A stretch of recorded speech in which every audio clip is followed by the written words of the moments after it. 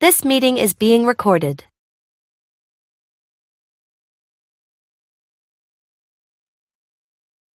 Knowledge.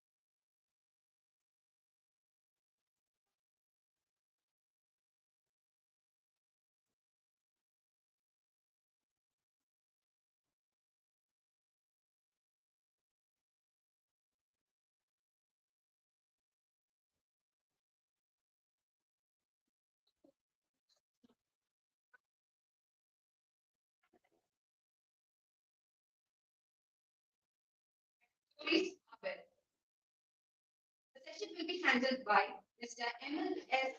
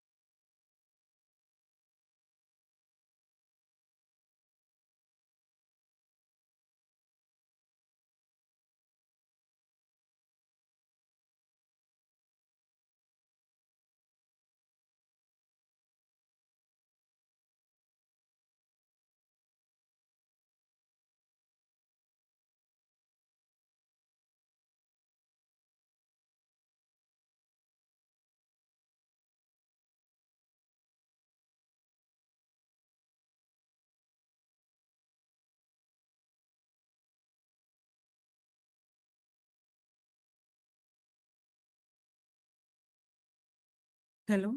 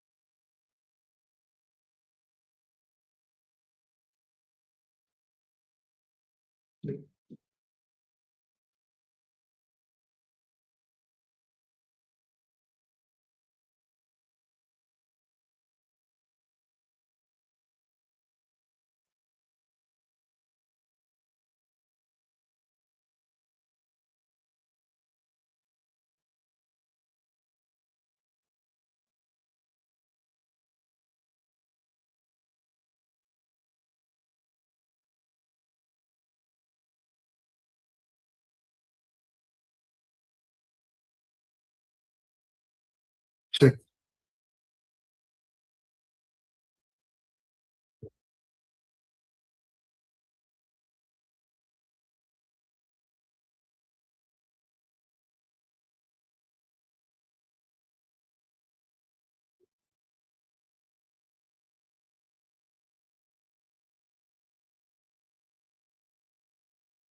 Start here.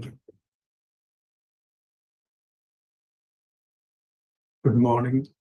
I welcome greetings to all the dignitaries from the IGNO studies in Trivandrum. This session is focused on, as Rajesh sir mentioned, that it would be good if we have a practical session along with this. But this is primarily designed as a conceptual session. No, because if we include practical sessions, we wouldn't be stick to the timeline. So maybe we can plan a practical workshop model next time when we have another similar meeting. So I apologize for that inconvenience. But this is planned as a 1 hour session on studio management, where I will be focusing on what is happening behind the lens. So I have divided the talk into 4 blocks. Block 1, that is camera operation. Block 2 is about sound. Block 3 is about lighting. And then finally, a session on directing. So I'm sure that all of you sitting here have taken at least one photograph or a video at any point in their lecture. Because we take photographs day in and day out. But where we fall short is that we don't really recognize what happens beyond the frame, what happens behind the camera, and what are the processes and what are the aesthetics that go into making a perfect frame. So I really want to address the gap between pressing record and truly understanding what you're doing. This is what we are going to talk about in this session. So first, we'll start with the physical object itself. Whether you're working with a broadcast camera or a DSLR or a mirrorless camera, the fundamental components are the same.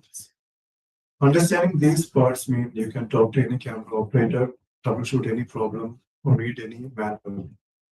And first, at the heart of camera, we have the sensor, that is the imaging chip, This is the digital equivalent of a film. Most of our seniors, in age, seniors, we have experience with film cameras, and we know how it operates, and we might have fond memories of taking the film to a studio to develop the pictures. So in recent cameras, the film is being replaced with a digital sensor. The sensor determines the camera's sensitivity to light and its ability to capture detail. Larger sensors generally perform better in low light and create that background blur, that bokeh effect that you often see in product photography and professional videos. And then at the front of the camera, there is an attachment that we call lens. Lens controls mainly two things. One is how much of the scene you are capturing. In other words, the focal length or the field of view in a lens. That maybe if I need to take a photograph of this session, I can maybe capture one person in as a close-up, or I can capture the entire frame, the entire boardroom as a whole.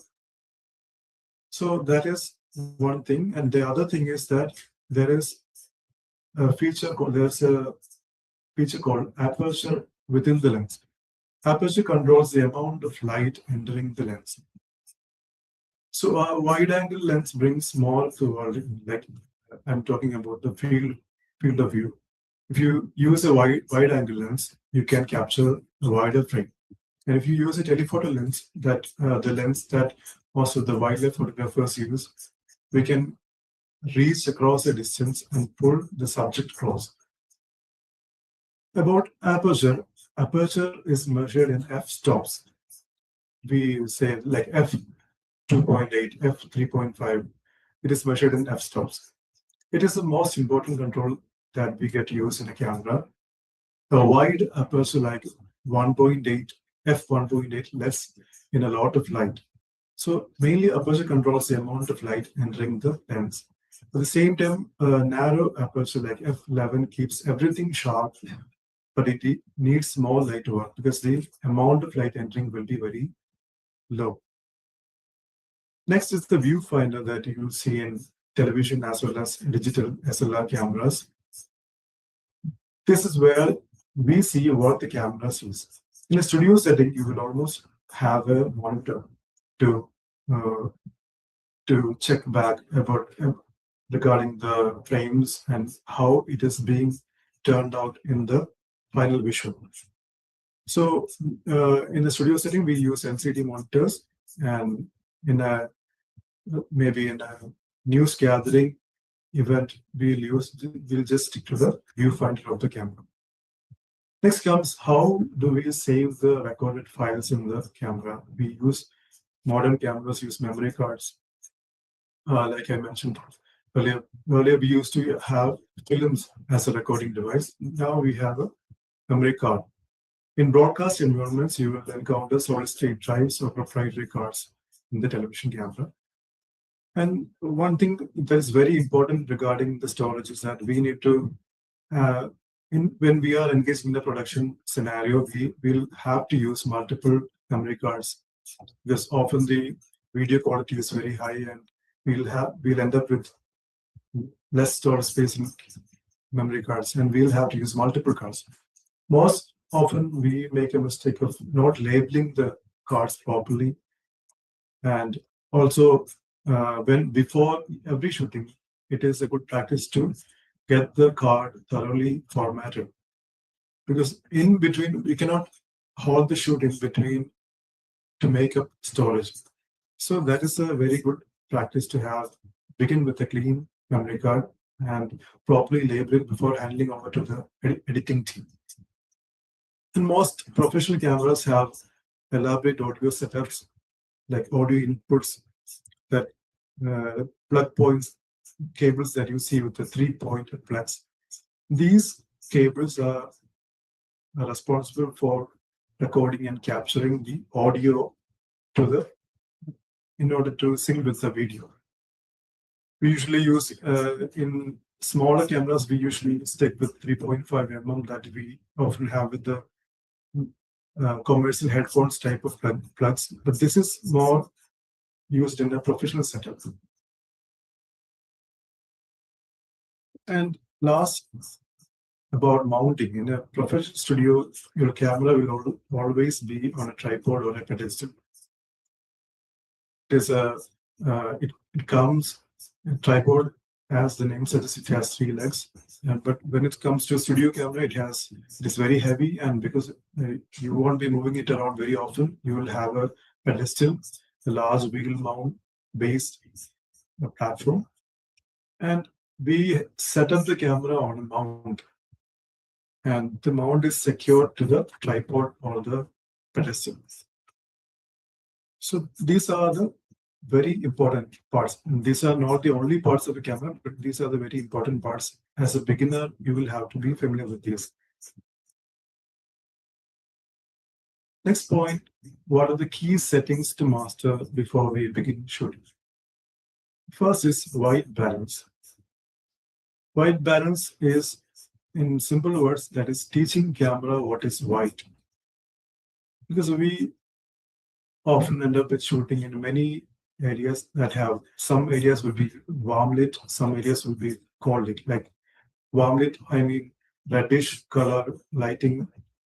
In cool area, by cool area, I mean warm, I mean tube light and fluorescent lamp lighting. So different light sources have different color temperatures. That is measured in Kelvin. As you can see in the chart below, 3200K is very warm in color, and 5600K is almost like the daylight. It is a fine balance between too warm and too cold. So this is why do we need to check white balance? Why do we need to correct white balance? Because unless we correct white balance, we won't be getting the natural color. Always it will be either warm or either very cold. So we need to set the white balance first in order to get the neutral or the accurate color. Next is exposure triangle. Exposure is the amount of light in a frame. Because we often tend to have, for example, when we take a photograph, we can, it doesn't happen on mobile phones because mobile phone does everything automatically. But if we use a camera in a manual mode, we tend to have certain times we have a darker image, certain times we have a overly lit up image. So that is the darker image are called underexposed images or underexposed videos. Overly lit images are called overexposed images. So we don't want either of two. We want optimized lighting for all our frames. That's why we have a feature called exposure. Exposure is not just a single setup. It is finding the balance using certain other criteria, certain other features within the camera. That is called, we can see along the triangle, you can see aperture, shutter speed, and ISO. These three features, these three controls determine the exposure. So we don't have a magic button to set the exposure right. We have to get the aperture right, adjust the shutter speed accordingly, and set the ISO at the correct level.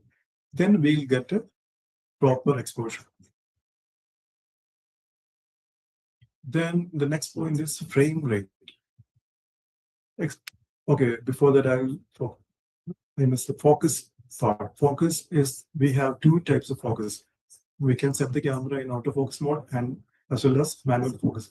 But in a studio setup, we'll stick to manual focus because the subjects are moving around.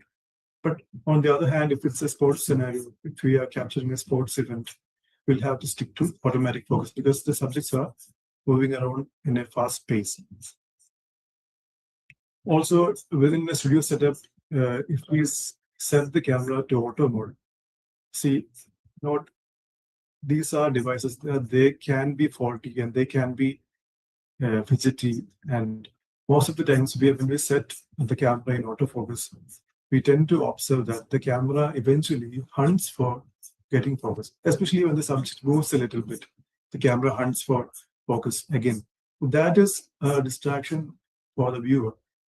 So it is preferred to have the camera focus set to manual mode in a studio setting. I mentioned about the outdoor part. Outdoor is very unpredictable, so we have to stick to autofocus. Frame rate. It is very important when it comes to shooting with multiple cameras. Frame rate is the it is. We know that a moving picture or a video is called a moving picture, and the usual standard of a moving picture is 24 frames per second, or we call 24 FPS or 25 FPS. That means every second we are seeing 25 or 24 frames flashing by before our eyes. So that is the usual standard, cinematic standard, or the usual standard of broadcasting is 24 or 25 frames per second. Why do we stick to 24? We can go up if we require, because all the latest cameras are equipped with more than 25 or 24 frames per second. But we stick to 24 because it gives a natural blur and natural movement blur, as opposed to very sharp, very detailed image that we get in 60 frames per second. And on another side is that as we increase the frames per second, the recording size, the file size get increased, the more processing power it will take to process the file. So as a healthy balance, visually and technically, 24 or 25 frames per second is the best option. Moving over to short composition. See, as of now, we have discussed about the technical settings. These technical settings get your image clean and clear. But what does composition do? This composition makes it meaningful. This is where the craft of camera operation becomes an art. This is where the technicality of the camera meets the aesthetics of the camera. Very common, very obvious short composition method is rule of thirds. If you look at the art history, you can see the master painters have practiced, and we have taken it, we have adapted it to photography and eventually videography. Rule of thirds is the foundation of visual composition.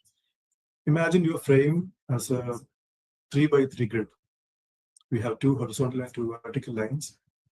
And where we can see 4 points intersect. These lines are called power points. And why these power points are very important? These power points, the rule says that if you place the object on any of the power point, the resultant impact will be the impact will be higher than the usual placing, like if you place it in the middle, or if you place along the corner. The impact of the image will be greater if you place it along any of the power points. Rule of thirds is not the only composition technique. There are lots of composition techniques, but in a formal sector, formal scenario, as a news reading or an interview, we stick to the rule of thirds. Next is headroom and lead room.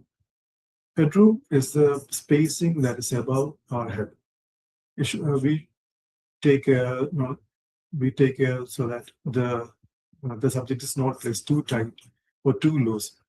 We don't want to leave too many space above the head and too less of a space above the head. We will keep it on an average level, that it is more of a breathing space, so that the subject wouldn't too confined. Lead room is a space where the subject looks at. So it is in the direction the subject is facing or moving. If your presenter is looking left, there should be space to the left. If your presenter is looking at the right, we should leave a space to the right. And depth, using foreground elements to create layers in the images, what we call depth. We know that in reality, we observe and see things in 3D. But when it comes to television, we see things in 2D format. Unless we have a 3D film, which is intentionally taken in 3D and shown in 3D compatible theaters. So as long as it is not the case, we have to mimic the depth. That is, using 2D image, we have to limit the depth. We use, that is why in studios we can see so many props are kept in the front and in the back of the subject, so that we know that there is depth. They are not just doesn't look like a poster. We should make sure that the background is properly lit and the foreground has some elements. Some maybe in the side they have a flower pot. Some elements are kept so that we'll experience a depth using just the 2D images. Then comes the short types and movement. This is all about how we frame a subject, that we can go from extremely wide shot to extremely close-up. We use extremely close-up shots in movies to capture very intricate expressions. We use extreme wide shots to establish a location. So in an interview or in a class section, if we are recording a content for educational purpose, we stick to mid shots that that we call just will show the shoulders and the head, that part only. So a close-up focuses on the face, communicating motion and intimacy. And one of the type of shots that we use often in interviews is the over-the-shoulder shot, where two cameras are kept, and one camera is it is like keeping one person over the shoulder so that you can see the other person, and at the same time we can see the blurred portion of the opposite person. One last note on movement. There is an important distinction between zooming and physically moving the camera. If you really want to capture capture the change that associated with moving, we should physically move the camera instead of zooming it. The best practice is zoom when you have no other option. Otherwise, stick to moving the camera so that you will have a spatial difference in the frames. That is all about short composition. Next, we are moving to the second block, sound. Audience will forgive a bad picture. They will never forgive bad sounds. I want to begin this block with that statement on the screen because this is not an exaggeration. Research in broadcast consistently shows that viewers will tolerate lower image quality if the audio is clean. But introduce distortion, echo, background hiss, or inaudible dialogue, they will stop watching, like we experienced at the beginning of the session. Any disturbance in the audio will disrupt us. Sound is not a secondary element in video production. It is, in many ways, it is a primary one. It is not an afterthought. It is properly thought out. And let us talk about different types of microphones that we use in video production. Because choosing the right microphone for the right situation is a fundamental production skill. First, we have the lavalier microphones. It is also called a lav mic or a clip mic. It is a small microphone that attaches directly to the talent or the subject, usually clipped to their clothing near the chest. It is a standard choice for interviews, studio presenters, and documentary subjects because the lavalier mic, by its very design, it is designed to be hidden. It doesn't stand out as a mic, and it gives that casual talking feel without a formal mic in front of it. And because it is clipped on cloths, we should make sure that it shouldn't rustle with the cloths. It will make a really disturbing noise. So the placement of the mic is really important when it comes to lavalier mic. Next is a boom microphone. It is also called a shotgun microphone because of its long, narrow design. It's a highly directional microphone. What with directional I meant, it won't take the entire sound in a room. It will take what is directly in front of it. These type of microphones are usually taken for outdoor reporting.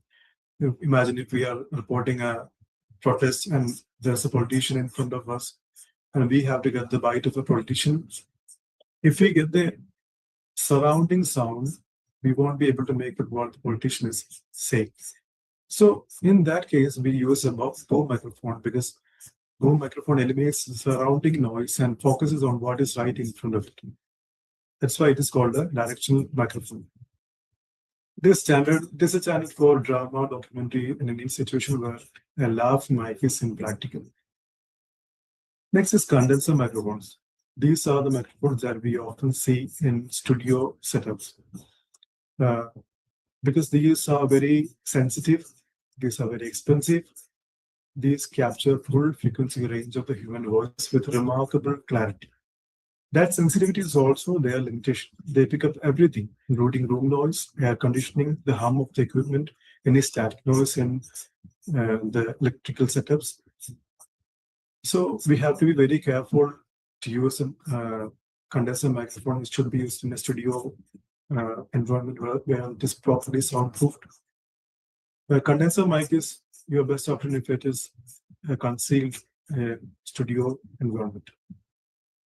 We won't use it in a noisy or untreated space. It becomes then a liability. Next is the regular rugged microphones that we often use for many public address events. That's called cardio and dynamic microphones. The cardio name comes from the heart-shaped pattern. It picks sound in a heart-shaped pattern. They capture primarily from the front and reject sound from the sides and rear. This makes them excellent for single speaker situations. Most of the concert singers and public address, in all these scenarios, we can see cardioid microphones in use. Dynamic microphones are the most robust, less sensitive, and better suited to environments where microphones may be handled or be controlled directionally, and it is used in a rough manner. We don't need to take care of the dynamic microphones as we take care of the condenser microphones. It is prone to rough handling.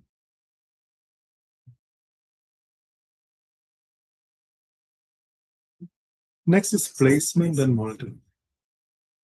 We got familiar with the different types of microphones, knowing which microphone to uses half the skill. Now it is about placing the microphone correctly. It is the other half.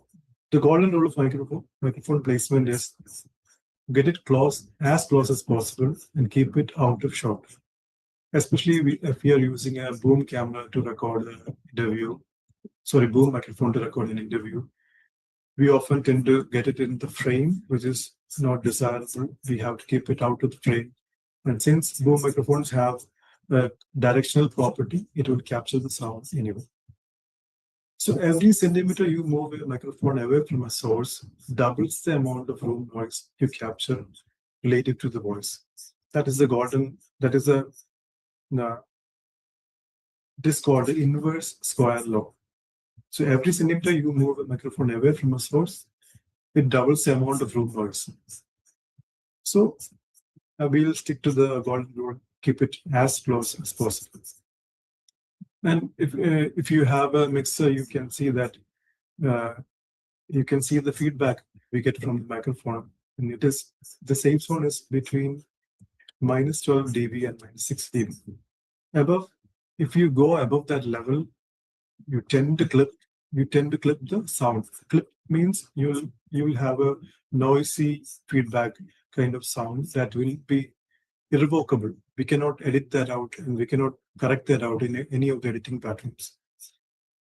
So we should place the microphone so that we don't have any distortion or clipping.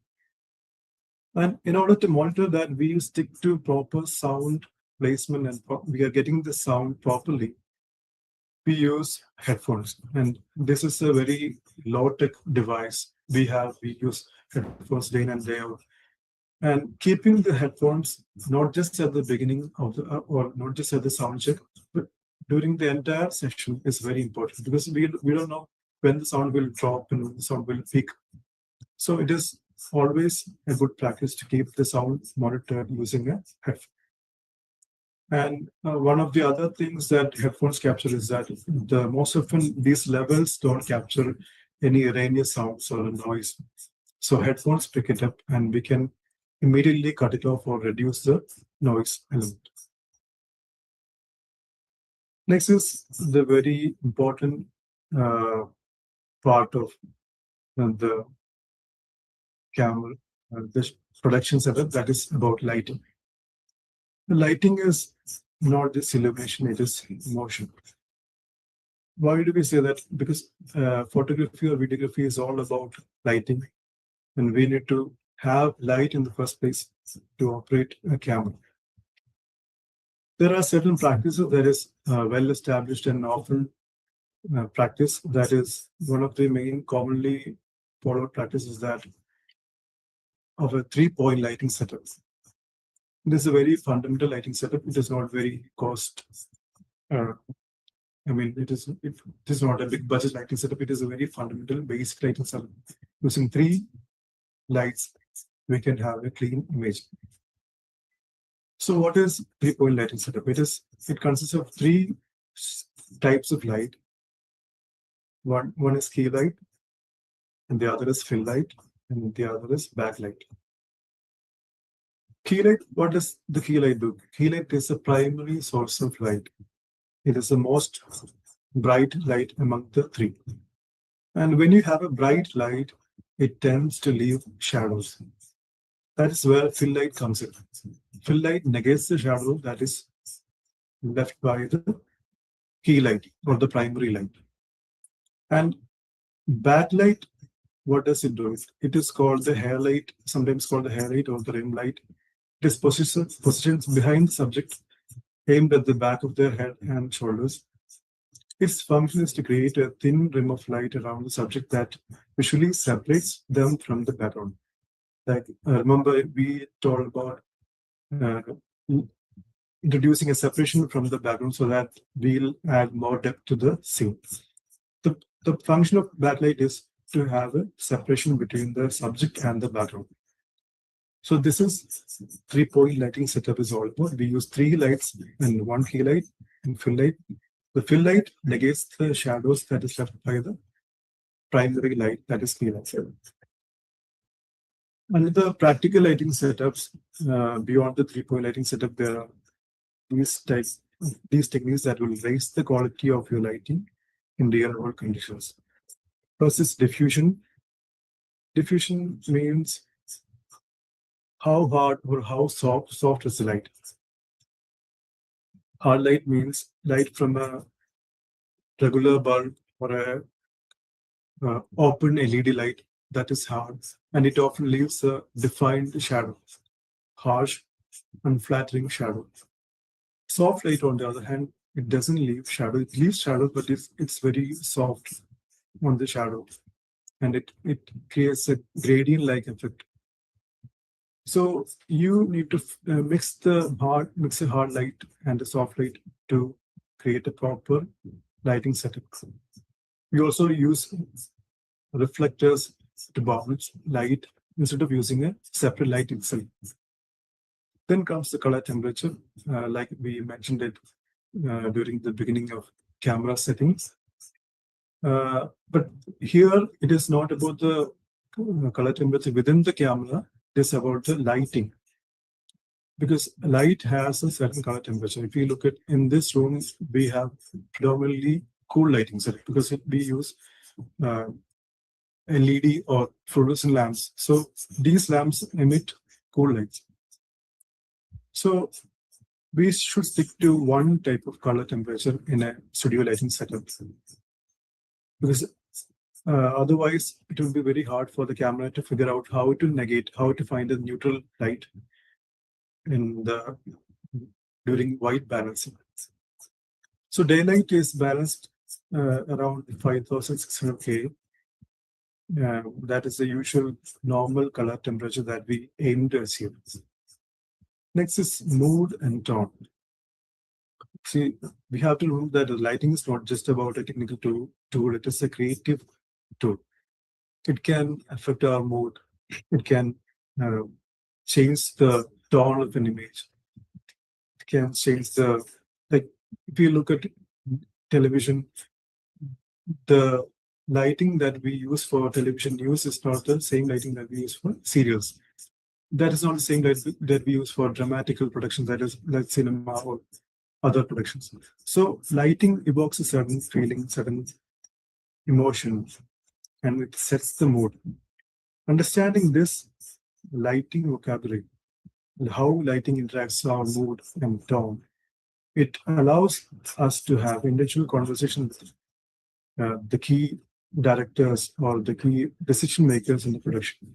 So we should have a proper understanding of how light is being used, what are the aesthetical outputs of using light.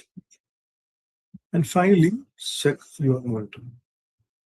We often feel we can gauge uh, our production setup with our eyes, but your eyes easily adapt to light in a given situation. That is where cameras fail miserably. See, it is often said that our eyes are the best camera, and these cameras, even though how much high tech it is, how much latest it is, these are still prone to available light. They can only work with available light. It doesn't make up light like our eyes. So we have to provide cameras with enough light. So in order to check, if we look at this room, we can see that this is properly lit.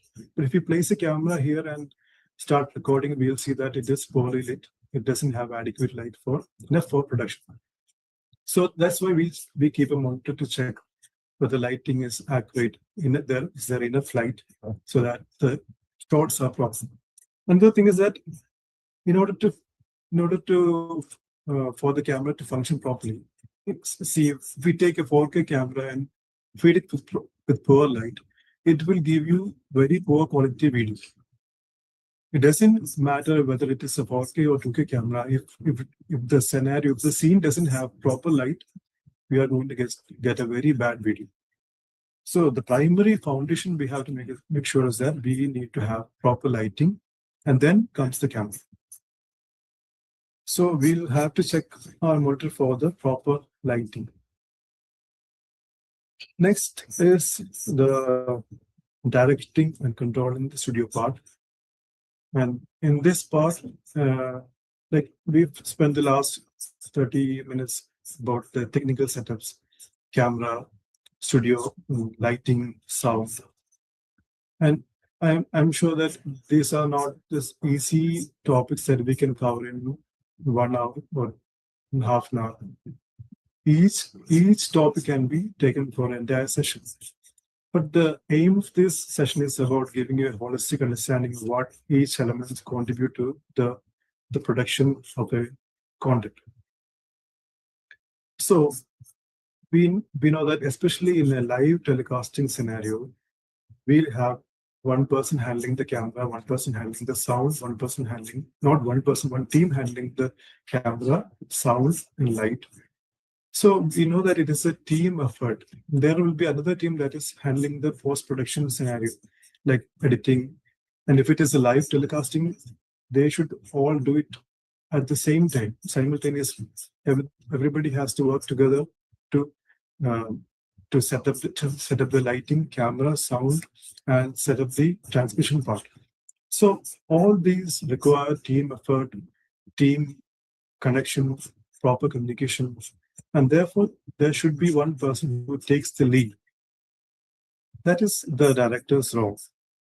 The director ensures everything is done. So the director is not the busiest person in the room. They should be the calmest person in the room. The camera operator is managing exposure and focus. The sound engineer is monitoring levels, while the lighting director is watching for changes in the light. The director is watching everything. They have a grasp of everything. So in order to be a director, you should have thorough knowledge about all the other departments included in the production setup. What does the director actually control? The director controls the creative vision, the decisions about what story is being told, from what perspective, in what tone. And the director controls the communication. The director is the central node through which all departments connect. They receive information and give instruction. He is also responsible to keep the timing. The director works from a production rundown and is responsible for keeping the shoot on schedule. You know that time is money when it comes to production, especially in a real time scenario, and especially in a broadcast scenario. Time is money. Every second counts. We know that ad space cells, they are being sold for lakhs of rupees. So they don't have the luxury of extra time or extra, even an extra second. So the director should make it a point that everything runs on time. We often wonder, how does a news telecast starts exactly on 1 o'clock and exactly it ends on 1:30? It is because they keep the time at check every time. If a reporter exceeds a news report by 30 seconds, they should cut down 30 seconds from some other stories. So keeping the time is very critical when it comes to production. And we can have a relaxed time setup, especially only in what when movie shootings or other staged events that we have. We have the luxury of time, not in a broadcast scenario. The most important quality in a director is not creativity, it is not technical knowledge, it is communication. A director who cannot clearly and calmly communicate their intentions to a crew of people under pressure will lose that crew's confidence very quickly. Again, in a live scenario, all these technicians, camera persons, lighting, sound, all these departments are under pressure. Because imagine if a news is being read out and the wrong visuals are being shown on the scene, on screen. That is enough to fire that employee. So everybody is under pressure and they have to provide the required content at the right time. Then we move on to calling shots and queuing talent.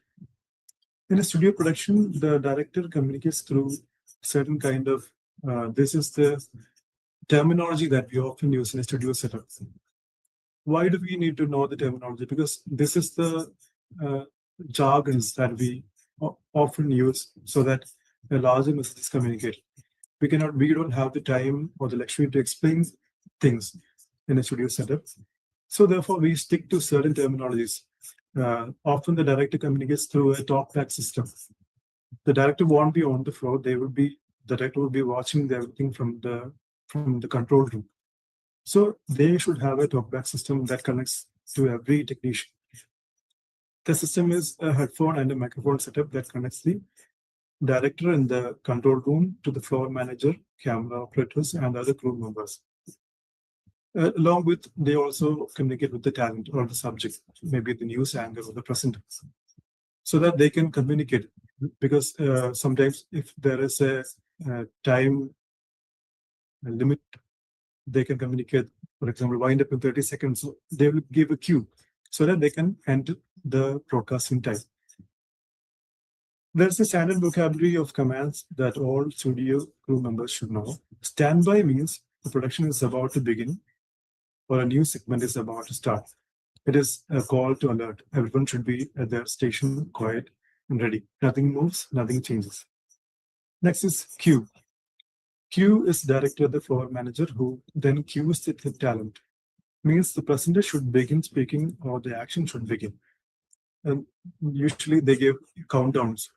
Because when we look at the news broadcast, we can see the graphics or the montage of the channel or the news broadcast. But the anchor or the news reader doesn't see any of this. But they should begin at the exact time where the news montage ends. So in order to do that, they are constantly in connection with the technical team. That is where they give a cue. So your time starts in 10, 8, they give a counter. That is called cue. Cut means stop recording, or in a live multi-camera scenario, cut to other camera. It can mean either stop or cut to another camera. Especially in the case of multi-cam recordings, the cut means you can switch to another camera. Especially if we look at the cricket streaming, they have many inputs, like more than 10 or 15 inputs. And sometimes the cut doesn't mean stop. there in that scenario, cut means switch to another view. Even then, the director or the control room personnel will be in touch with the camera person so that no accident should happen. Because when we switch to a camera, the camera person should know prior that they are switching to my camera. Otherwise, what does if the camera person decides to change the focus or then change the angle midway when the same visual is being broadcast? So in order to avoid that, they'll be cued earlier so that we are switching to your camera. Camera number 8, be ready. They'll give an information like this. Roll VT. Roll VT means VT is standing for the good old videotape. Though it is all being done digitally, still the VT is being used in studio environments. It means play a pre-recorded clip. The VT operator starts the clip and the director cuts it at the appropriate moment. Last is clear. Clear means production has wrapped for a segment. Studio is now free to reset. It is a signal that pressure is off. Now the crew can move and talk normally. Then another important document that every studio production has is that production rundown. It is called a running order or a show order. It is a document from which every department works. It is a director's bio. Before every camera is turned on, before every light is set, the rundown defines what is happening in what order for how long, with which cameras and audio sources. The production crew uses this rundown document so that they can know what to anticipate. Nothing comes by accident. Everybody is prepared for their role. A rundown typically contains the item number, that is the sequential order of segments, the segment description, what is happening on the screen, the duration, the precise timing of each element, camera instructions, and which camera is active and which camera is on standby, and information regarding audio, which microphone is active and which audio file is being played. Anything that does not fit neatly onto the given will be spread across other columns. But these are the information regarding the item, audio, video, and the graphics part is predominantly you can see on a rundown document. In olden days, they used to have a paper rundown document, which the floor persons will photocopy and then distribute to all the crew members. Now everybody uses a digital rundown. We have rundown softwares so that we can update the changes on the fly, and everybody will be watching that change happening. So if there is a breaking news in between the bulletin, we can insert it, and then all the crew members will be alerted that there's a change in the schedule, and we can plan things accordingly. So that is a good change that came with the software, rundown softwares. In a live or as in live production, the rundown is everything. In an hour broadcast program, every segment has a duration allocated. That is what I mentioned about the last previously about the 30-minute news bulletin starts and ends on precise timing. That's because we stick to the rundown document. And when in a studio setup or when we manage a content production, some things can go wrong, and it might probably go wrong. So usually we don't address the things that go wrong. So when this happens, what do we do? The first principle is stay visible and stay vocal. When the problem occurs, the worst thing that a director can do is go silent. The crew is watching the director for signals. The silence, the director is keeping mum, the silence signals panic or paralysis. And the panicked crew members make even more errors. Even if you don't know, or even if you don't have a solution, say something calm and clear. Stand by, give a moment. This tells the crew that you are in control and you are working on the solution. The second principle is identify before you react. We often say that responding is better than reacting. The instinct when something goes wrong is to act immediately or react. Often that impulse produces the wrong action because the actual problem has not been correctly identified. Take 2 seconds to ask what exactly has failed and where is the failure point. Then address it. The third principle is address the loudest problem first. In a multi-failure scenario, which does often happen, we should figure out which issue should be addressed first. What is visible to the audience? What is disrupting recording? What is the smallest problem that can be solved quickly to restore stability? We have worked through the list. We have to sort it out. We have to find a immediate option to go and find a solution. The fourth principle is always have a backup plan. Before the shoot begins, ask yourself, if the camera 2 fails, what do I have to replace it? If the presenter loses, if they lose their auto cue feed, auto cue means the connection that is connecting between the studio personnel and the presenter. If the auto cue fails, how do we continue? What is the alternative method we have? If the lavalier mic fails, if it starts rustling, can we switch the boom microphones? So there should be a boom microphone as a backup if the lavalier mic makes a lot of noise. So the answer to these questions should exist before the problem occurs. We shouldn't run for the solution when the problem occurs. We should plan beforehand and we should have proper backups in place. And the fifth principle is that always debrief.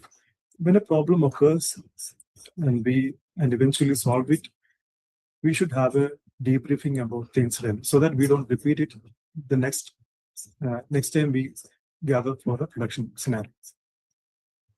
So, as a closing remark, I'll say that camera operation is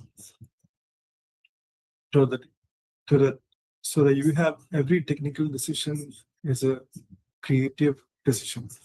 The shot you choose, the focal length you use, the frame you compose, all of it shapes what the audience sees, what they feel, how they feel, and what they understand. And sound taught us that audio is not secondary to image. It is not an afterthought. In many respects, it is primary. The disciplined audio operator who monitors constantly, places microphones carefully, and protects the recording from noise, and it elevates the production quality in a great notch. Lighting taught us that the same subject can look ordinary or extraordinary depending on just entirely on the lighting. The 3-point lighting setup is not a formula, it is a starting point. Where we have more members, we should increase the number of lights and work accordingly. If we have less number of people, we should adjust the lighting accordingly. Understanding it gives you the freedom to break it within it. And directing taught us that the person who stands back, sees the whole, communicates clearly, remains calm under pressure is the one who holds the production together.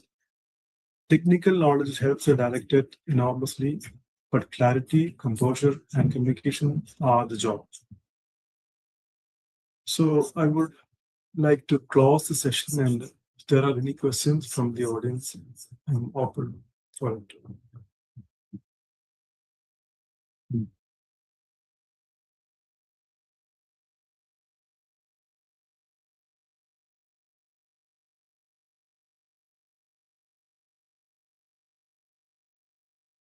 Thank you, sir. Students and online participants are invited to ask the questions regarding the session. Online participants are requested to post their questions in the chat section.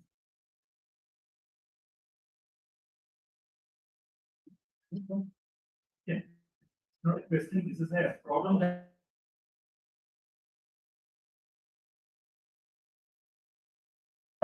there's a lot of the technical issue that we are facing. When we are getting that output, the output that we are uploading onto the YouTube, that is clearly visible as well as it is very clearly audible. When we play the YouTube video on the PC, on the lab. But when it comes to the mobiles, if you it is only Whereas the vision is clear. Why this is happening, we are not able to. I think then we need to eliminate the issue. We need to find a way to eliminate the issue. But maybe as a first step, we can check whether it is happening on a laptop, whether it is happening on every mobile. Maybe we can check. Maybe we can check with a normal mobile and high-end mobile. Most probably, I think the issue is with the mobile phone. Because if we have an issue with the file, the issue should be everywhere. So unless that is not the case, then I think the issue should be device specific. So we should eliminate in that way. Maybe there are some encoding, decoding errors that devices can have because all the mobiles tend to decode. They take time, they take more processing power. So I think eliminating would be the ideal pathway to a proper solution. Because we've been facing this not with all the mobiles.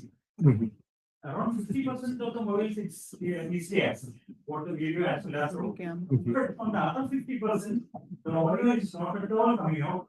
Video is perfectly. That's what there are some PC and laptops and all that. There is no issue. Oh, okay. So that's what we are facing.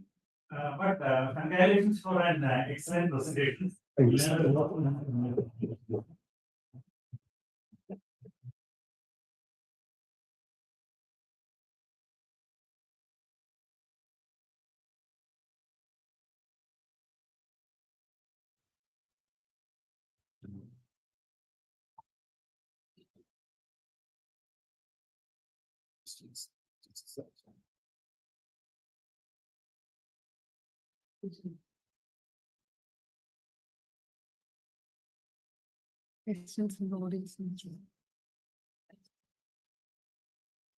Hello. Students can raise your questions.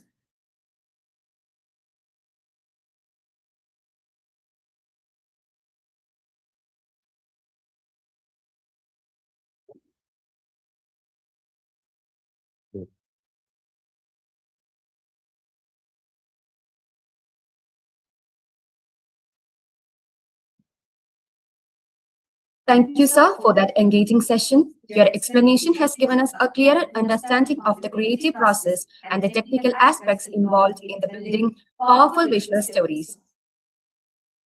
We now move to the second session of the day titled Before the Lines, What Stories Are Told. The session will be delivered by Dr. Akhila S, Assistant Professor, Department of Media Studies, Nagar College, Maranalloor. Ma'am, I invite you to kindly take over the session.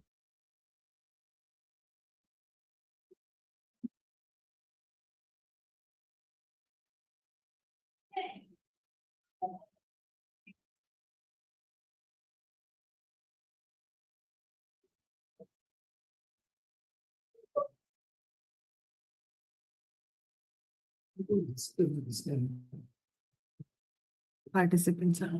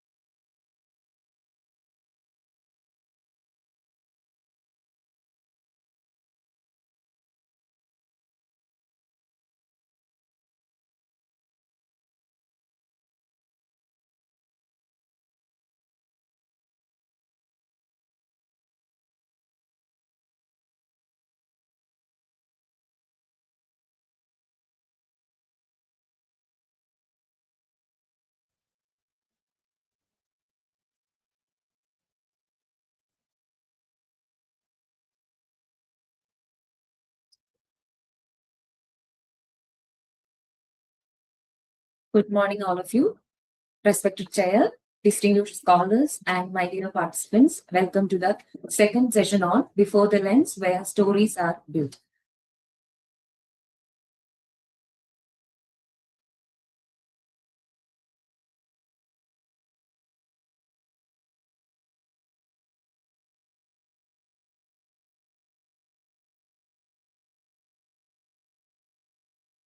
All of us know that in today's media environment, that communication has increasingly come forward to in front of the camera. So all of us, including journalists, academicians, digital creators, all of us using camera as a primary medium to engage with the audience. So we are living in an information society. The citizen become the netizen there. So we are living in a connected world. So the rise of digital platforms has created a network citizen. So all of the citizen become the netizen on the digital space. So it is very important that all of us become that content creators. From content consumers, we become content creator. So in the fast space of communication world, so content is the king and we are the creators of the content. So we know that with a smartphone with internet connection, so all of us become a digital creator.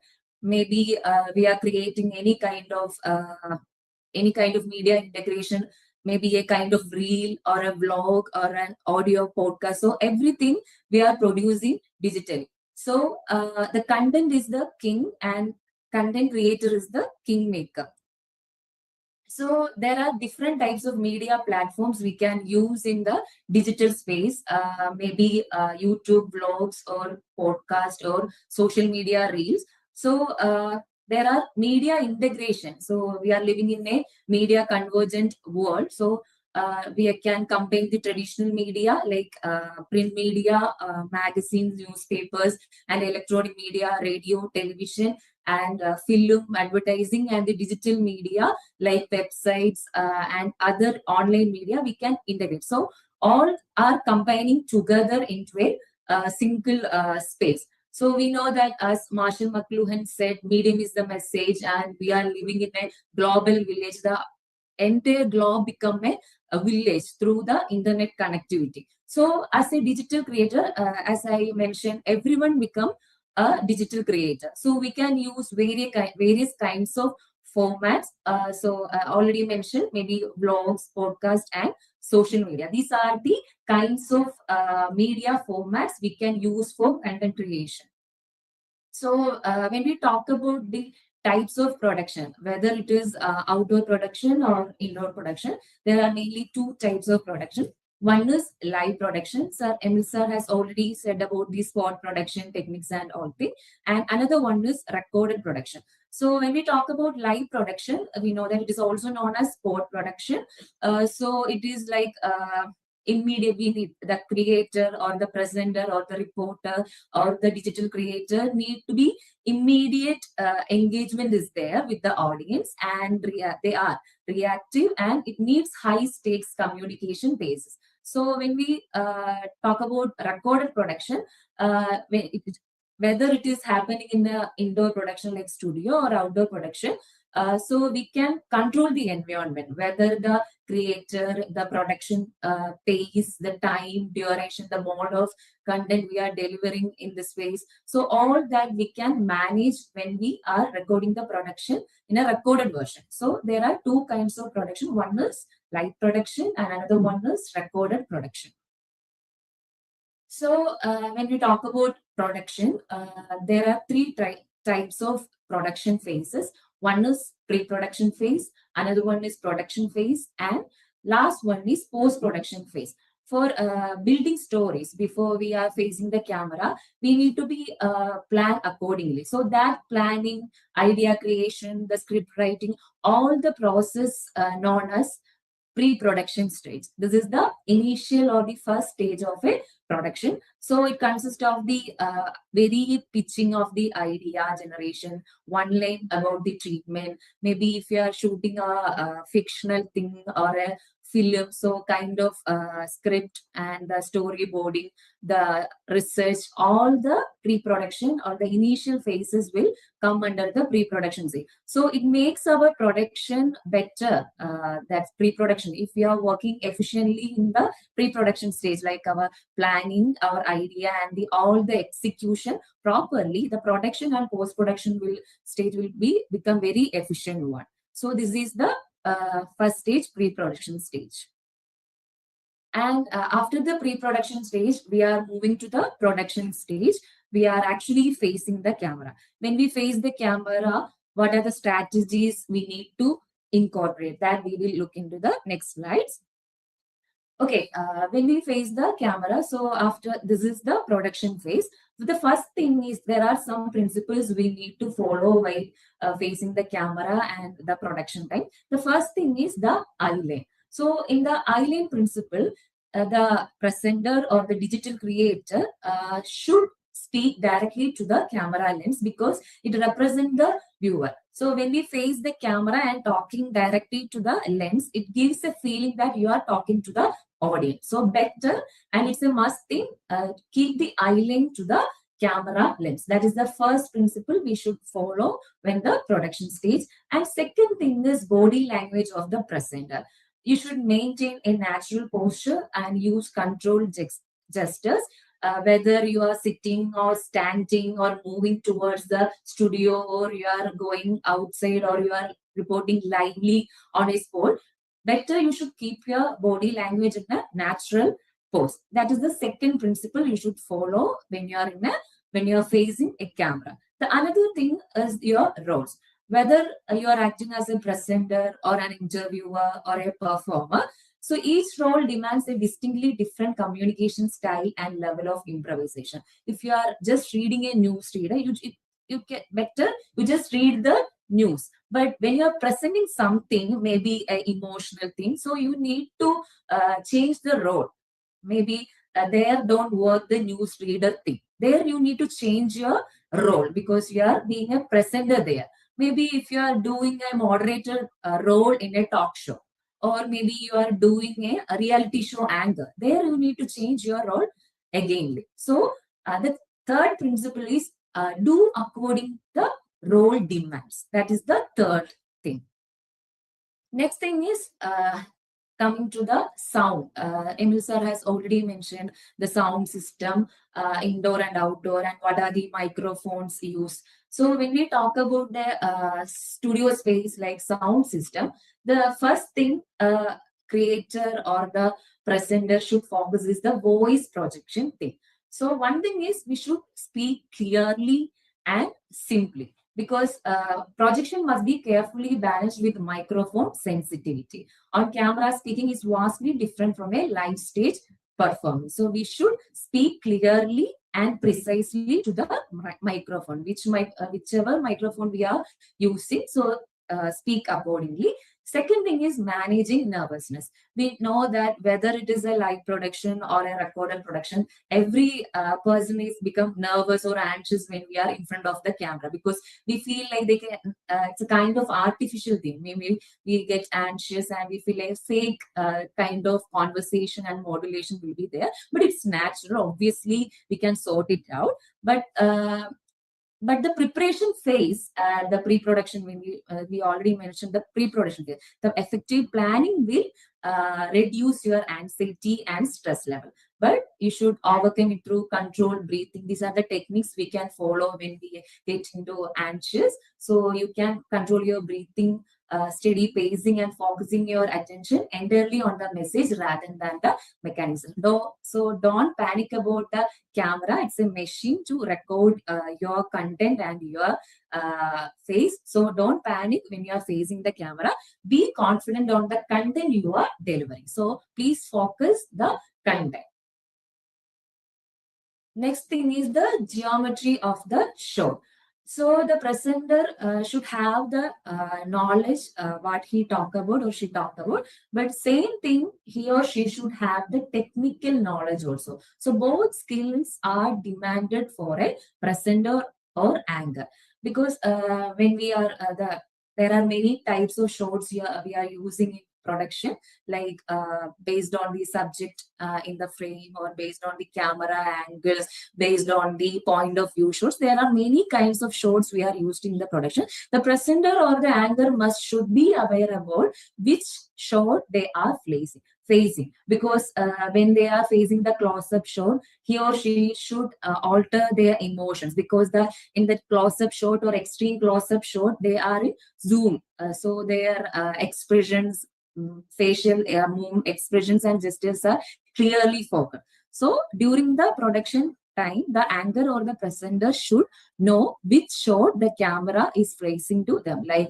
whether the close-up shot, extreme close-up shot, whether it is a high angle shot, low angle shot, over the shoulder shot. So technical knowledge about the kinds of camera shot is a must for the creator or the anchor. The second thing is you should the movement of the anchor or the creator. So you must stand or move to specific tape position on the floor, whether you are in an indoor production time, or this is non-negotiable requirement to maintain proper framing, sharp focus, and optimal lighting. You should have a thorough planning about your movement. If you are sitting also, you should maintain, if the production is going to be for a 1 hour. So you should keep the same position for the 1 hour. So you should focus about the posture, your sitting position, and the angle. All the things you should be very careful about.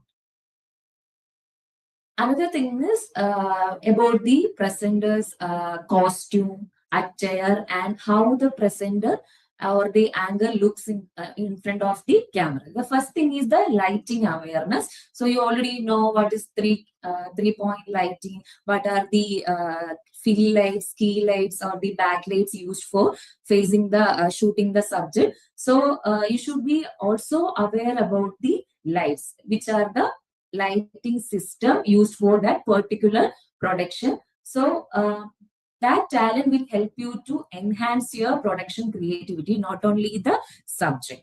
Then comes wardrobe rules. It means your attire, how the presenter or the newsreader or the anchor is wearing the attire for that particular program, demands certain kind of attire. So you should be very careful about your dress, costume, your jewelry, all the things. When you are facing a chroma key, you should know the basic rules about. So the anchor must be careful about your attire and your presentation.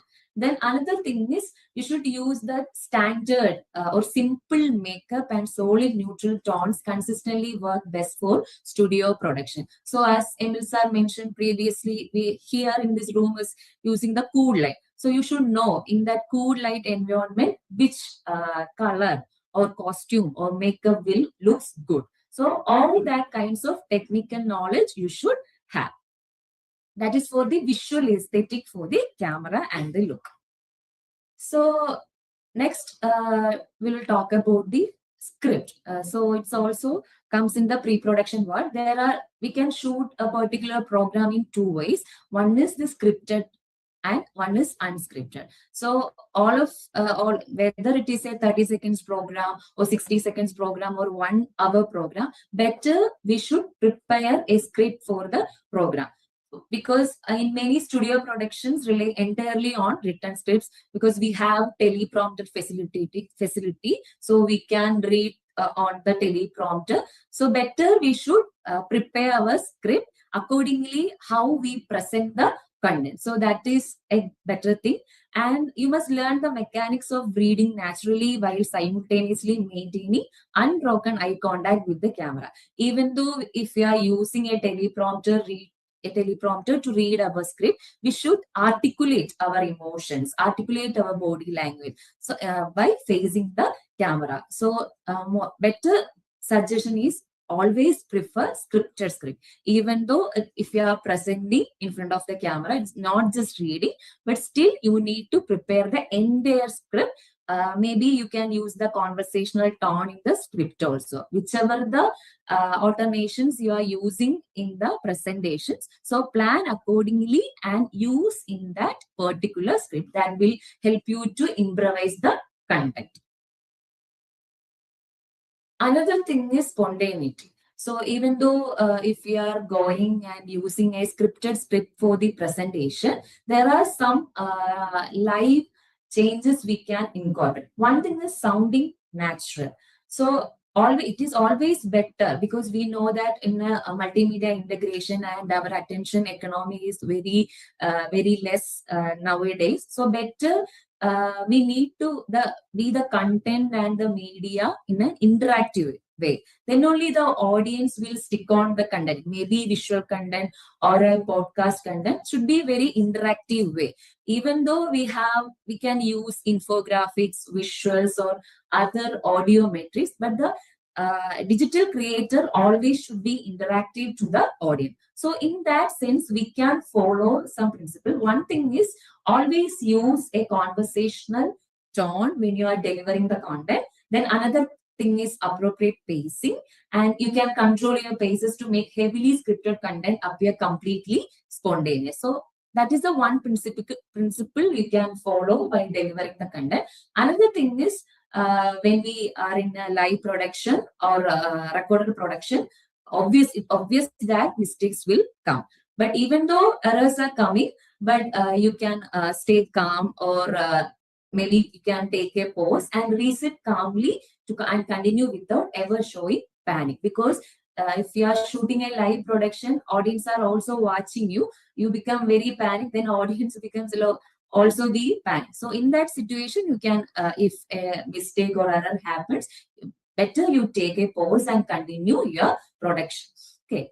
Then if you are doing a kind of production like an interview production between two or a group interview, we know that there are many kinds of interview. One is structured interview. In structured interview, all the questions were framed earlier, and semi-structured interviews there. In semi-structured interviews, it's partially structured. Half of the questions we all prepared in advance, but during the production also you can maybe is the interviewee will give you some cues to raise another perspective, or you will get another angle to ask some question. In that time, you can use semi-structured interview.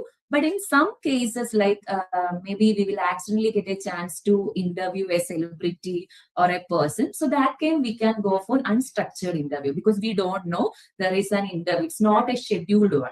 For that particular cases, we can go for unstructured interview. So when we are doing interview, there are some key things we need to be very careful about. One thing is the interview. We know that there are basically two persons when you are conducting an interview: the interviewer and the interviewee. Interviewer is the person who is doing an interview, and interviewee is the person who is being interviewed. Maybe the interviewee, the number of the interviewee may be increase, but in every situation, the interviewer, one who is doing an interview, should be an active listener to the interviewee. That it should be very careful. Otherwise, it is very awkward when you are reading your phone or listening to something else. It will give an awkward moment for the interview. So you should be very active listener for the interviewee and deeply thoughtful responses, because you should give responses to the interviewer. Maybe eye contact or some head noddings, maybe yes or no kind of replies you should give. So active listening and deeply thoughtful responses are also essential, and maintaining strict camera awareness while interacting with guests, because the presenter only or the interviewer only knows the technical knowledge.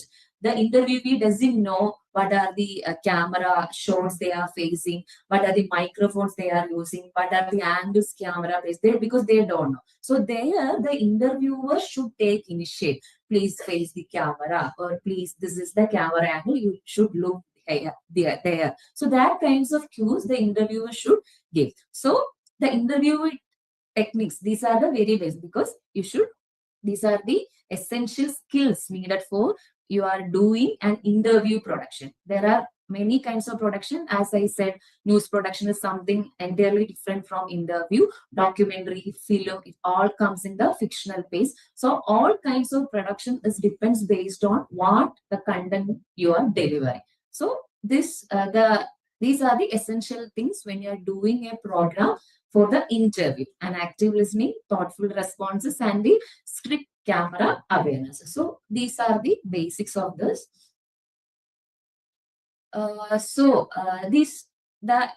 All the last points I said were about how the presenter should be about their content, their knowledge, how you should present, what is your pace of delivery, communication skill, language, your attire, your technical knowledge about the lighting system, camera. But we should, for every production, we know that there is a fact that all the netizens are shooting their content individually because they have their tripods, they have their gimbal, they have their mobiles.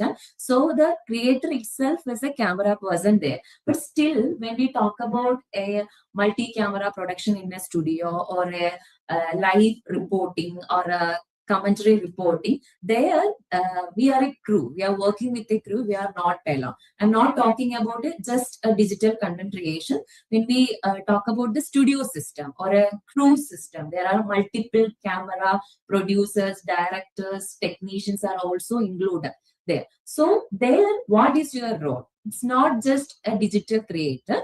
There, when you're working with the crew members, you should have follow their cues also, because you have a production team, floor team, technician team, director, everything. So there you should work as per your cues.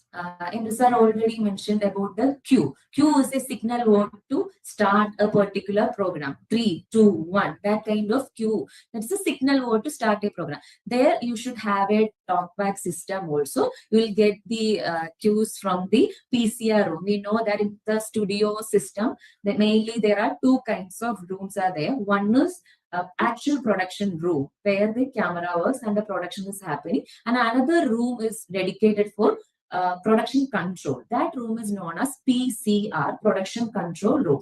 There your producer or director, editor, switcher, all kinds of technical staffs will be there at the PCR room. So if you are performing an anchor or creator, you are in the production room. You are not in the PCR room. So other technicians are in the PCR. From there, you can get the cues, start the program or just pause the program, ask these kinds of questions. You can see when the programs, they are using talkback systems. They have microphones and that talkback on their ears. So that through that talkback system, they are getting signals, commands, all the suggestions. They are not doing spontaneously. They are doing as per the suggestions of the producer. Even though if you are doing a news bulletin or 30 minutes news bulletin, the team have a producer there. So they will say like ask from, if we are going for a live reporting, a reporter will join directly. So that time, what are the questions they can ask? So what are the points they can discuss? So all kinds of aspects will get from the producer. So they will sit in the PCR. So as a performer or an anchor, you should be listening to a PCR room. What are the cues and commands and signals you are getting from the PCR room? So that is also important. Okay. Then another thing is achieving studio symbiosis. So this is the ecosystem. So if we talk about the multiple camera production, so there we are working in a team. So there should be a director, as I mentioned, a technician, a full team. So what are the things we need to check in that as well? One thing is about the director's vision. So the director, even though we have a camera person, director is commanding which type of shot you can use for that particular frame. And editor is also there. So the director coordinates camera movements, timing, and overall visual storytelling. So the anchor, as an anchor or a presenter, you should be listen or you should think about what is the perspective or angle of your program producer or the director of your program. That is also essential thing. Then studio etiquette. So when you are in a studio system or a studio production, so what you have to do is respect rehearsal times. If you are doing a reality show for a 1 hour, so we need much time for rehearsal time. Even maybe you are familiar with musical reality shows, dance reality shows. There may be 10 times they need to rehearse. They need to check their sound system. They need to check their camera. They need to check everything. So in that time, we need to go many rehearsals. So please follow the rehearsal times as needed and maintain strict discipline and never interfere with technical equipment, because there you are not only a single person doing the production, you have an entire team for doing that particular production. So you should be very careful about this kind of studio etiquette you should follow during the production. Then come your mindset. The fundamental role of on-camera talent is to make the crew's work easier by remaining prepared, highly cooperative, and deeply aware of the technical environment. Even though you are dealing the program, you are leading the program, but you are not the one-man show person. So you should follow all kinds of signals and commanding from your team. So also be prepared. As I said, when you are working with a scripted script, there also you need to prepare, and the pre-production phase also be very prepared in advance also. Okay, these are the studio symbiosis things I mentioned. Okay, when we talk about the studio anatomy or studio ecosystem, we have mentioned or discussed the three main aspects. One thing is the presenter. Okay, as a presenter or an anchor, what are the things you should focus? There we mentioned about the preparation, about your content. So there you need to be plan accordingly. You need to plan the structure, the format, duration, what are the content of that particular episode of the program. So all it comes in the pre-production stage. The first thing is the content preparation of the presenter. The second thing is how you are facing the camera. So there also we mentioned many things, like you should know the technical knowledge about the type of camera should use, the lighting system, the sound system, whether you are shooting an outdoor production or indoor production, who are the crew members with your particular production. So what is the main one-line treatment about the programs, about this production, and which camera you are using, which microphone you are using. All that components will come under the in front of the camera strategies. And finally, when you are facing, you should follow the commands of the producer. That thing is the studio etiquette or studio ecosystem. So these are the main anatomy of the studio system. One is the pre-production phase, the initial phase, and second thing is when you are facing the camera, what are the things or strategies you should follow. Another thing is the studio etiquette. These are the three main studio system anatomy, we can say. So thank you.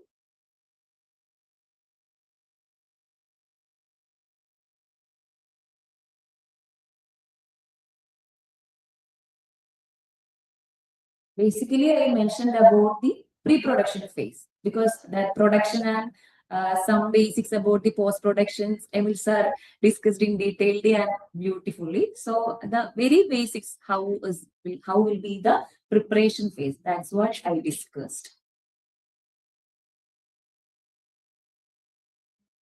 Thank you, madam.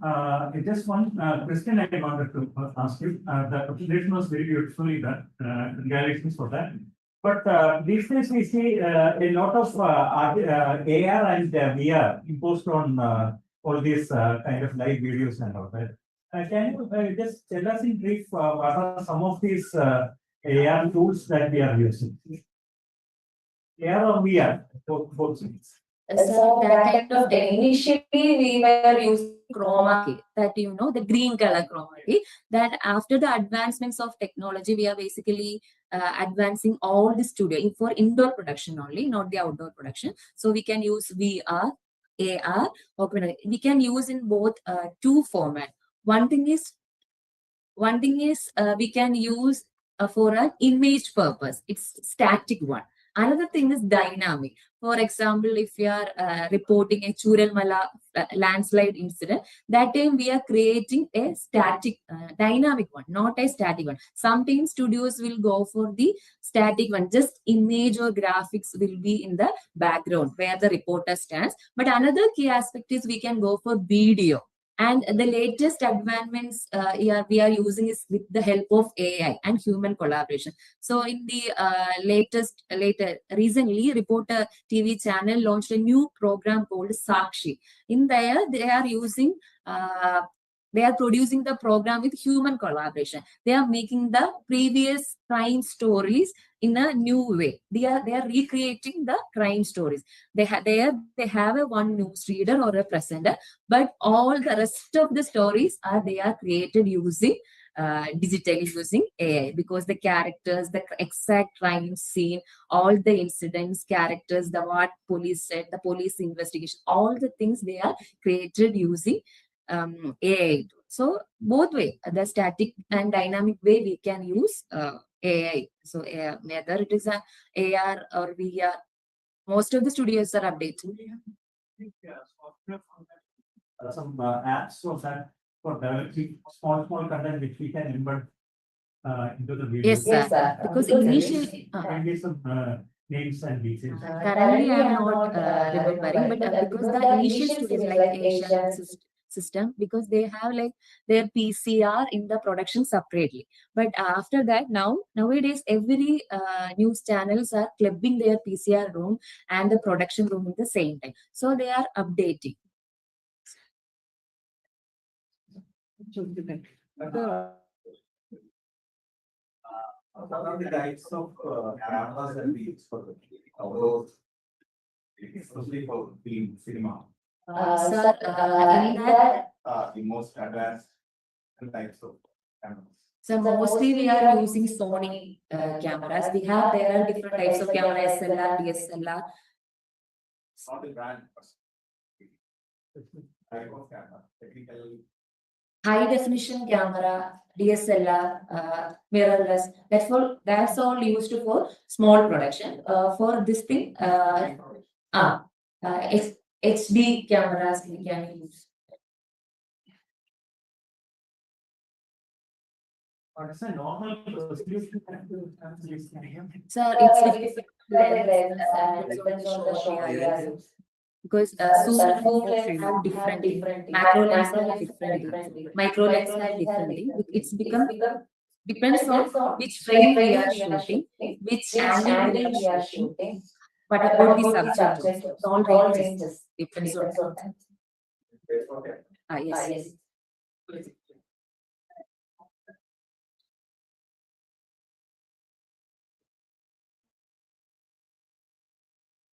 Hi, ma'am. There are a lot of students or persons who wish to be a video presenter but are really anxious.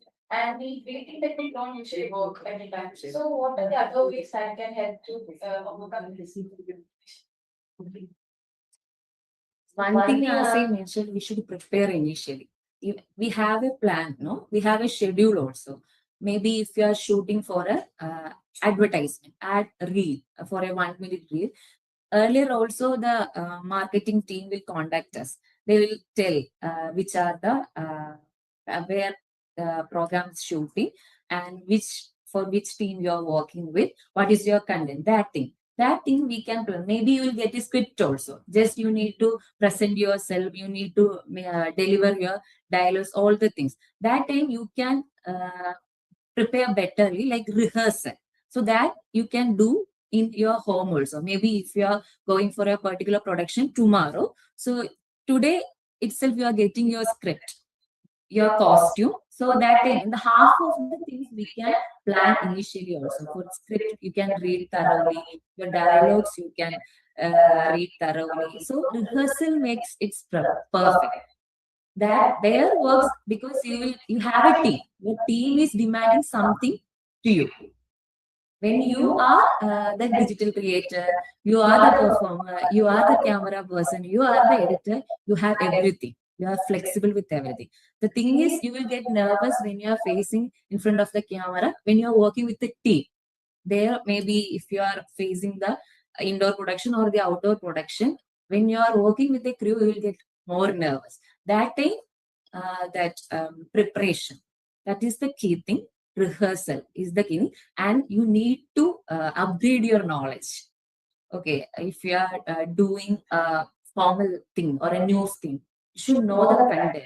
You should know if you are doing an interview, you should know the interviewee properly about their background, their achievement. So that all work preparation phase, pre-production phase. So maybe your breathing exercise won't work, but if you are planned accordingly, that pre-production phase work will efficiently. If you are doing, maybe you can reduce. And each production is different. So each production is experience. When you are doing continuously only, we can reduce our tension, nervousness, also the technical fear. Most of the people have the technical fear when you are facing the camera. So that technical knowledge also help you. So better do rehearsal more, whether it is a voice modulation or visual delivery, your body language, your postures, hand movements, everything can do it in your home in front of a mirror. So that will enhance your delivery, I think. And after, if you are doing it continuously, you will be very confident and you will get the track. That's what I think.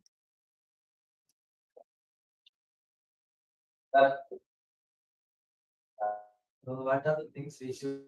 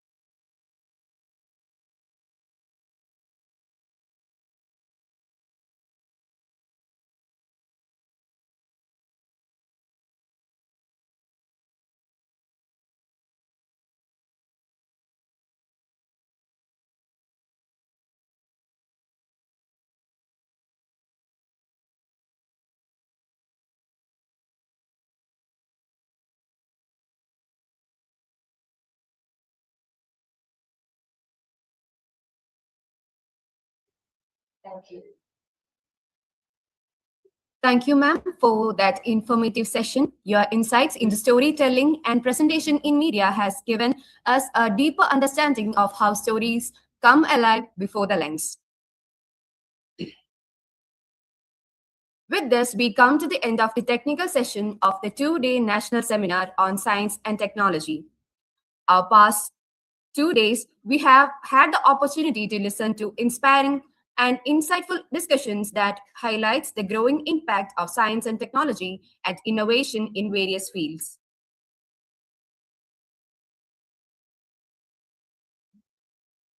On behalf of the organizers, I extend my sincere gratitude to our esteemed chief guest, Dr. Josna Dikshit, Director, National Center for Innovation in Distance Education, and Dr. M. Rajesh, Senior Regional Director, IGNU Regional Center, Trivandrum. I also extend my gratitude to our beloved principal, Dr. Jolie Jacob, our invited guests, Dr. Priya Pradeep, Deputy Director, Dr. R.R. Satyakirti, Deputy Director, and Dr. L. Chandrasekharan, Assistant Registrar of the IGNU Regional Center, Trivandrum. Our Head of the Media Department, Manju Rose Matthew, ma'am, our respected speakers, Mr. Emil S. Abraham and Dr. Akhila S., Assistant Professors of the Department of Media Studies, Christ Nagar College, Maranalloor, faculty members, and the participants for making the seminar a meaningful and successful event.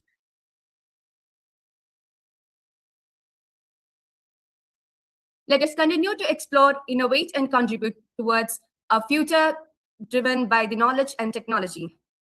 Thank you for all your presence and enthusiastic participation.